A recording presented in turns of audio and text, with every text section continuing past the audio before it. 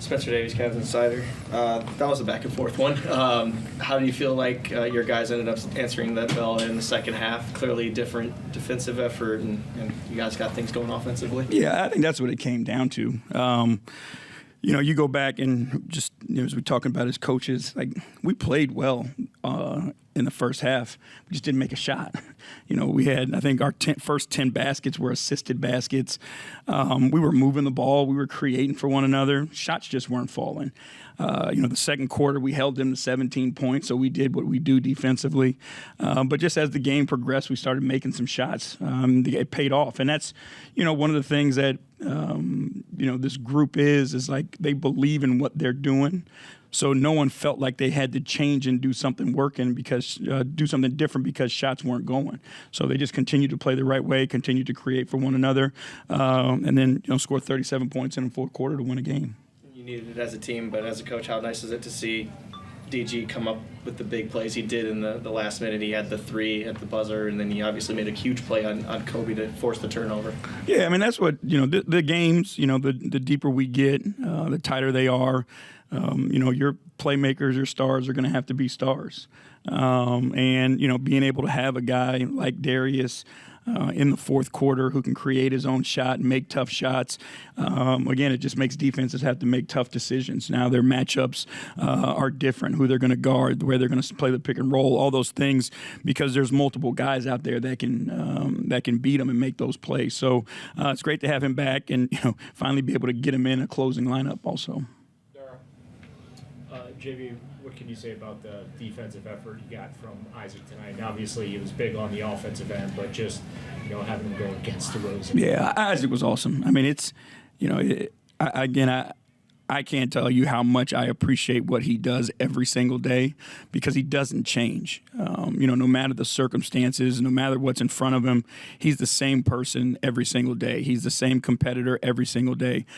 He's an unbelievable teammate that's willing to do whatever the team asks him to do on any single given night. He works his tail off every single day. Like you see the impact that it's had on his game. And he's just continued to take steps regardless of what people say about him.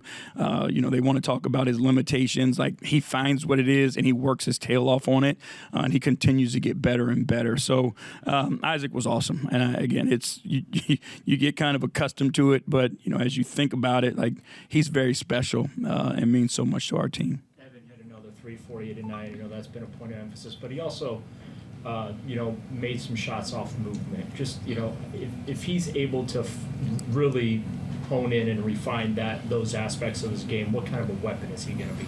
I think he's going to be, what we all expect him to be, But what I want to make sure that, with Evan is like he's not just one-dimensional. And so many of us want to highlight scoring. That's not Evan Mobley. Evan Mobley is a complete basketball player. He makes the right play. Like, I've said this before, he could be the most impactful player on the floor and score 6 points. That's how good Evan Mobley is. And I think that's what we need to focus on and appreciate, that. The shot making, all that stuff, don't get me wrong. It's part of his game. But he can dominate games in so many different ways. And that's the player that we want him to be. Last one, Jason. What are you most surprised by in this big picture first half?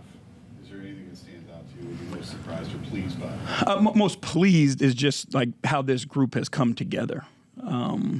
It's again, starting in training camp and the beginning of the season and all that stuff. It was bumpy, but throw the injuries in and later in the season, but guys never found a way to jump off the boat. Regardless of what was happening on the outside and what was being said, guys showed up every single day committed to working and figured it out.